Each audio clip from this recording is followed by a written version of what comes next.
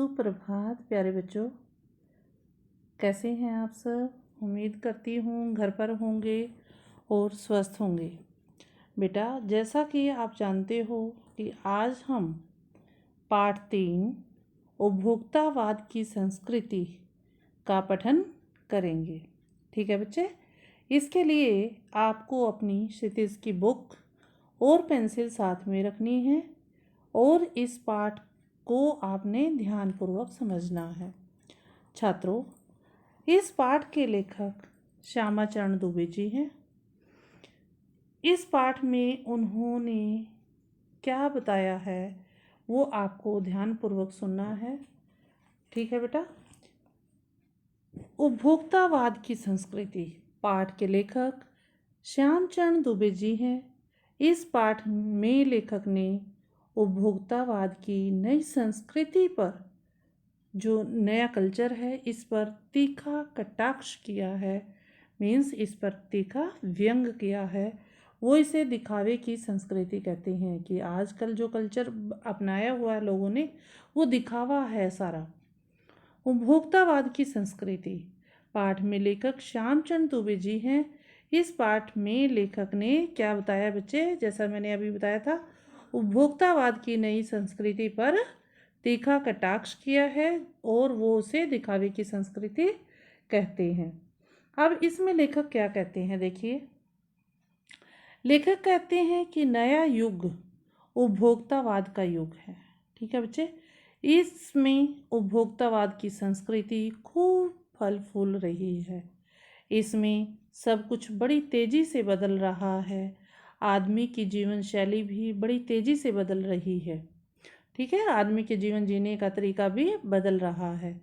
आज व्यक्ति हर महंगी वस्तु का उपभोग कर अपने आप को संतुष्ट कर लेना चाहता है, क्योंकि वो क्या चाहता है कि मेरे पास महंगी से महंगी गाड़ी हो, महंगे से महंगे कपड़े हो, महंगे से महंगे जूते हों। ठीक है, महंगी से महंगी चीज़ों को खरीदना और उनका उपभोग कर लेने को ही व्यक्ति आज अपना सुख मान बैठा है। छात्रों, इसको रेखांकित करो। मनुष्य किसको अपना सुख मान रहा है? महंगी से महंगी चीज़ों को खरीदना, उनका उपभोग कर लेने को ही व्यक्ति अपना सुख मान बैठा है। अब आगे देखिए। उपभोक्तावाद की संस्कृति को बढ़ाने में विज्ञापनों का बहुत बड़ा योगदान है। ठीक है, जो आप टीवी में ऐड देखते हैं या न्यूज़पेपर में ऐड देखते हैं, तो उपभोक्तावाद की संस्कृति को बढ़ाने में सबसे बड़ा योगदान किसका है बच्चे? विज्ञापन का। विज्ञापनों में लोगों के पसंदीदा अभिनेता और अभिनेत्रियों द्वारा उत्पादों का प्रचार कुछ इस ढंग से किया जाता है कि लोग उन्हें बिना सोचे विचारे, बिना उसकी गुणवत्ता देखे उसको खरीद लेते हैं, चाहे फिर वो उनकी ज़रूरत का सामान हो या ना हो। लेखक कहते हैं कि पूरा जो बाजार है विलासिता की सामग्रियों से भरा पड़ा है।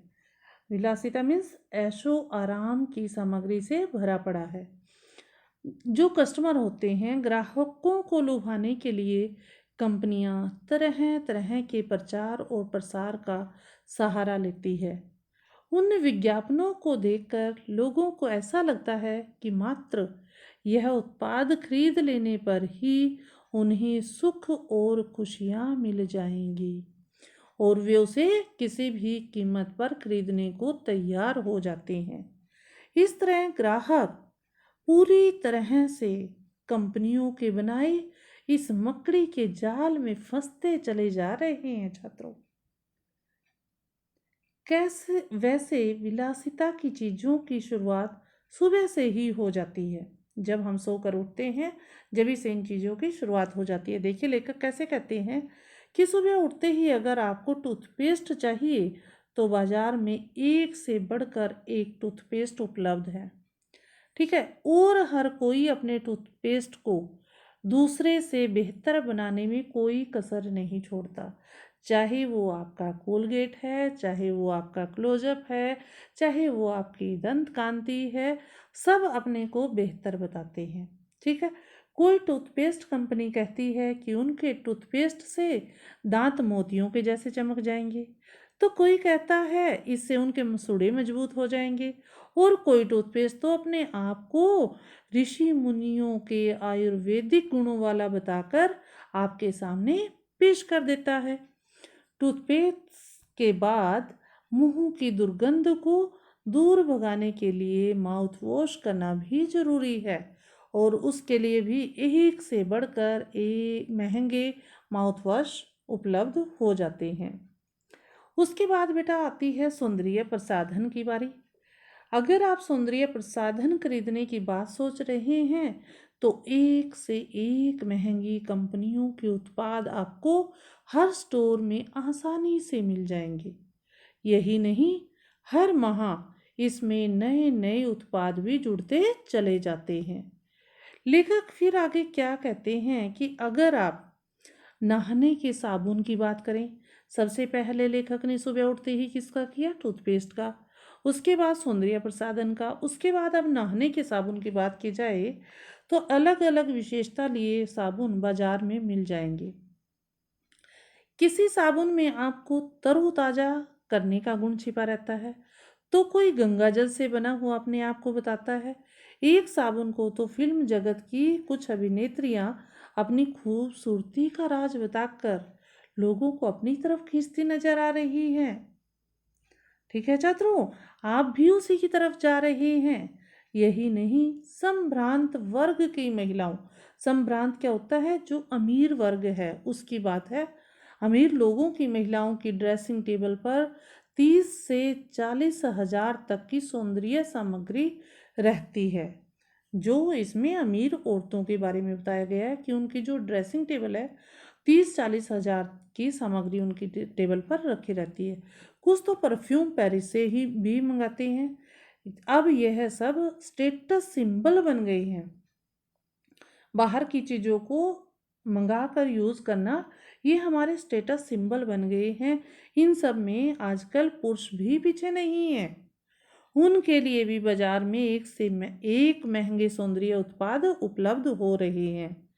इन सब चीज़ों के अलावा बच्चे आजकल हर रोज़ नए नए फैशन के कपड़े, उसके बाद क्या आ गया? कपड़ों की बात आ जाती है। बाजार में आते हैं, हर जगह कपड़ों की दुकानें या बुटीक खुल गई हैं। लोग अलग अलग ब्रांड के अलग अलग डिजाइन के कपड़े पहनना पसंद करते हैं। ठीक है, 500-600 रुपए की घड़ियां किसी जमाने में समय दिखाने के लिए पहनी जाती थी, लेकिन अब यह प्रतिष्ठा का प्रश्न बन गई है। आजकल लोग 50,000 से 1.5 लाख या इससे अधिक की घड़ियां पहने नजर आते हैं। जितनी महंगी घड़ी उतनी प्रतिष्ठित घड़ी। ठीक है, हम क्या करते हैं कि नई नई घड़ी पहनते हैं और उसको पहनकर दिखाते हैं कि हम प्रसिद्ध हो गए हैं, हमने वहाँ से घड़ी ले ली है, हमने इतनी घड़ी महंगी पहन ली है। लेकिन इसमें लेखक आपको क्या समझाना चाहते हैं कि वही घड़ी 500 या 600 रुपये में मिल जाती है जो टाइम बताती है, और वही 50,000 से लेकर उससे ऊपर की महंगी घड़ी है वो भी समय ही बताती है। तो फिर क्यों हम इन फालतू ढकोसलों में पड़े रहते हैं? यही हाल और चीज़ों का भी है। जैसे संगीत बजाना आए या ना आए, मगर घर पर एक बड़ा सा म्यूजिक सिस्टम होना चाहिए। वैसे ही कंप्यूटर के काम के लिए कम दिखावे के लिए ज़्यादा खरीदे जा रहे हैं। लोग अपनी प्रतिष्ठा को बढ़ाने के लिए, दिखाने के लिए 5 सितारा होटल में शादी करवा रहे हैं। इलाज करवाने के लिए भी उनको सरकारी हॉस्पिटल नहीं चाहिए। कौन से चाहिए? 5 सितारा हॉस्पिटल चाहिए। यहाँ तक कि शिक्षा के लिए भी 5 सितारा स्कूल ही मौजूद हैं। लेखक कहते हैं कि ऐसा भी हो सकता है कि कल कॉलेज और यूनिवर्सिटी भी 5 सितारा बन जाए। लेखक आगे कहते हैं, अमेरिका और यूरोप में मरने से पहले, अब देखिए एग्जाम्पल किसका दे रहे हैं हम लेखक, कि अमेरिका और यूरोप में मरने से पहले ही लोग अपने अंतिम संस्कार और कब्र का भी प्रबंध करके जाने लगे हैं। जिंदे जी जब तक वो जीवित रहते हैं तब तक वो सारा का सारा इंतजाम कर लेते हैं कि उन्हें मरने के बाद क्या किया जाए उनके साथ। जैसे उनकी कब्र में किस रंग के फूल होंगे ये वो पहले ही डिसाइड करते हैं, फव्वारे होंगे या नहीं ये भी पहले डिसाइड करते हैं, संगीत कैसा होगा यह भी पहले डिसाइड करते हैं। यह सब लोग मरने से पहले ही निर्धारित कर लेते हैं। कहाँ पर? अमेरिका और यूरोप में। लेखक यह सोचकर थोड़ा संतोष करते हैं कि अभी भारत में यह सब नहीं होता है, लेकिन भविष्य में हो जाएगा, इससे इनकार नहीं किया जा सकता। लेखक कहते हैं कि प्रतिष्ठा व सम्मान पाने के कई रूप होते हैं। एक तो व्यक्ति अपनी मेहनत से प्रतिष्ठा पाता है, दूसरा व्यक्ति सिर्फ दिखावा कर दूसरों की नकल कर अपनी प्रतिष्ठा बनाने की कोशिश करता है। लेकिन जब व्यक्ति सिर्फ दिखावा करके अपनी प्रतिष्ठा बनाने की कोशिश करता है तो ऐसे में कभी कभी वह हंसी का पात्र भी बन जाता है, फिर भी लोग दिखावा करते रहते हैं। ठीक है छात्रों, समझ गए? अमीर लोगों की जीवन शैली की अब अमीर लोगों की जीवन शैली, जीवन जीने के तरीके की ओर लेखक ध्यान आकर्षित करवाना चाहते हैं। वो क्या कहते हैं कि अमीर लोगों की जीवन शैली को आम लोग अपनाना चाहते हैं। ठीक है, जैसे जैसे हम अमीरों को देखते हैं कि किस तरह के वो कपड़े पहनते हैं, किस तरह की चप्पल पहनते हैं, कैसे वो बड़ी बड़ी गाड़ियों में जाते हैं, वैसे ही हम नकल करने की कोशिश करते हैं। वे अमीर लोगों के रहन सहन व जीवन शैली को ही प्रतिष्ठा का मापदंड समझते हैं। उसके बाद लेखक हमें क्या समझाते हैं कि इस उपभोक्तावादी संस्कृति से जो हमारी भारतीय परंपराओं का जो जीवन मूल्यों का अवमूल्यन हुआ है, हमारे जो जीवन मूल्य थे, जीवन जीने के सिद्धांत जो थे, उनमें थोड़ी कमी आई है। हमारी आस्थाओं का भी नाश हुआ है। हमारी मानसिकता में भी लगातार गिरावट आ रही है। हम धीरे धीरे पश्चिम देशों की बौद्धिक दास्ता स्वीकार कर रहे हैं। हम पश्चिम देशों की संस्कृति का अंधा अनुकरण करते हैं, इसलिए धीरे धीरे हम उनके सांस्कृतिक उपनिवेश में भी तब्दील होते जा रहे हैं। हम आधुनिकता के नए झूठे मापदंड स्थापित कर रहे हैं। यह आधुनिकता एक छलावा है, एक भ्रम है छात्रों। विज्ञापन व प्रचार प्रसार के तंत्रों में हम लगातार फंसते जा रहे हैं और हम इसके परिणाम से भी अनजान हैं। लेखक आगे कहते हैं कि हमारे पास संसाधन बहुत सीमित हैं, सोर्सेस हमारे पास बहुत सीमित हैं, फिर भी उनका इस्तेमाल हम गलत तरीके से कर रहे हैं। जैसे आलू के चिप्स, पिज़्ज़ा, बर्गर, शीतल पेय यानी कूड़ा खाद्य खा पी कर हम कैसे स्वस्थ रह सकते हैं। लेखक प्रश्न करते हैं कि हमने वेस्टर्न की ये नकल कर ली है, आलू के चिप्स खाते हैं, पिज़्ज़ा खाते हैं, बर्गर खाते हैं, ठंडे ठंडे हम पेय पीते हैं, ठीक है, कूड़ा खा पी कर हम कैसे स्वस्थ रह सकते हैं। यह सब दिखावा ही है जिसे हम सिर्फ समाज में अपनी प्रतिष्ठा के लिए खरीदते या खाते हैं। ठीक है छात्रों, इतना समझ गए? आगे चले। उपभोक्तावादी संस्कृति से सामाजिक सरोकार में भी कमी आई है। समाज में असंतोष, ईर्ष्या का भाव बढ़ गया है। व्यक्ति आत्म केंद्रित हो जा रहा है और स्वार्थ परमार्थ पर हावी होता जा रहा है। लोग स्वार्थी हो गए हैं छात्रों, लोग मतलबी हो गए हैं। जब उनको कुछ काम की चीज चाहिए तो उनसे बोल लेते हैं, अदरवाइज किसी का हाल चाल भी पूछना वो उचित नहीं समझते। नैतिक मूल्यों का ह्रास हो रहा है, नैतिक मूल्यों में कमी आ गई है। आदमी की आकांक्षाओं की पूर्ति कभी नहीं हो सकती। मानव आदमी कभी भी संतुष्ट नहीं हो सकता।